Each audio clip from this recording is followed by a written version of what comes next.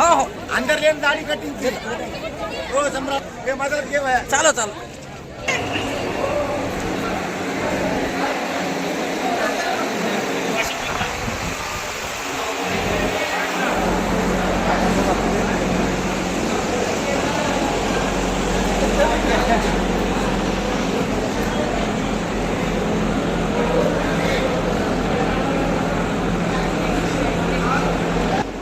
नागराज मित्र मंडळाच्या वतीने दरवर्षी जी शेगावची गजानन महाराजांची पालखी परभणी शहरामध्ये आगमन होते, त्यानंतर मोंढा परिसरात या पालखीचा मुक्काम असतो।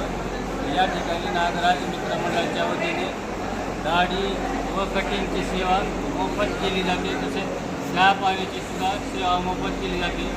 दिंडीतील काही वारकरी आपल्यासोबत आहेत, त्यांच्याकडून काही आपल्या प्रतिक्रिया जाणून घेऊ। मागील अनेक वर्षापासून जे नागराज मित्र मंडळ मोफत दाढी कटिंगची सेवा तुमच्यासाठी उपलब्ध करत आहे, तर काय सांगणार या संदर्भात? दाढ़ी कटिंग मोफत करून देते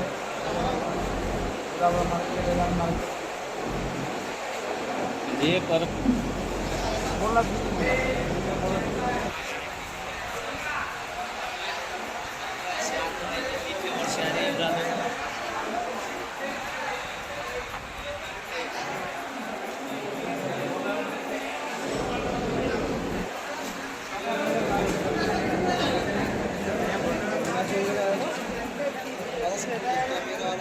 बरोबर कुठं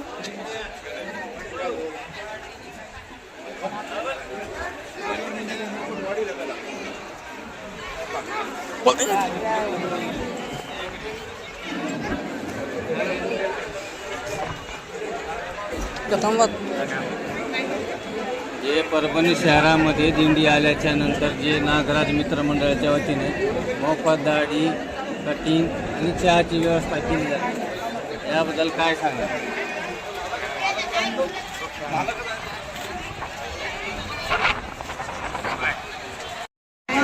आपल्या पुण्यासाठी त्यांना काय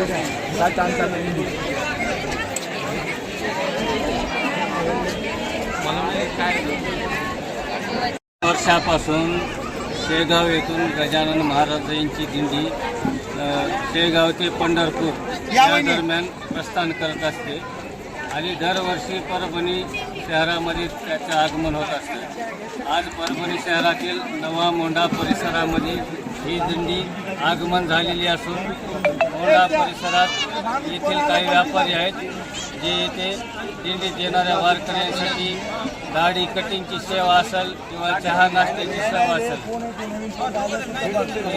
अविरत अशी सेवा करत आहेत। आपल्यासोबत भक्तगण आहेत, त्यांची प्रतिक्रिया जाणून घेऊ।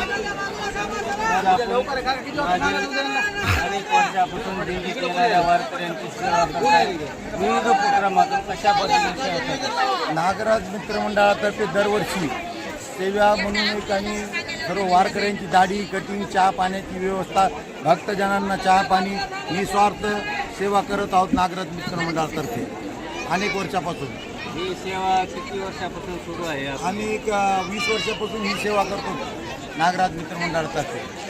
ही जी आपण सेवा करतात यासाठी काही वारकरी जे येतात त्यांच्यासाठी काही चार्ज वगैरे किंवा काही मूल्य आकारली जाते का? काही निःशुल्क आहे, निःशुल्क एकदम फ्री ऑफ सेवा।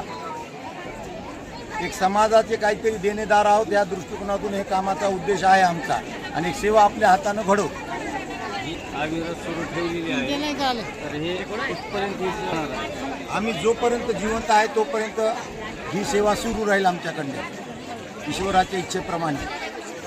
आधी आषाढी एकादशीनिमित्त जी आता वारी निघाली आहे परभणीकरांसाठी किंवा भक्तजनांसाठी काय सांगणार? माऊलीने सर्वांना सुखी समृद्धी राहावे हीच आम्ही माऊली चरणी एक सेवा अर्पण करतो, सगळ्यांना समाधानी ठेवावे।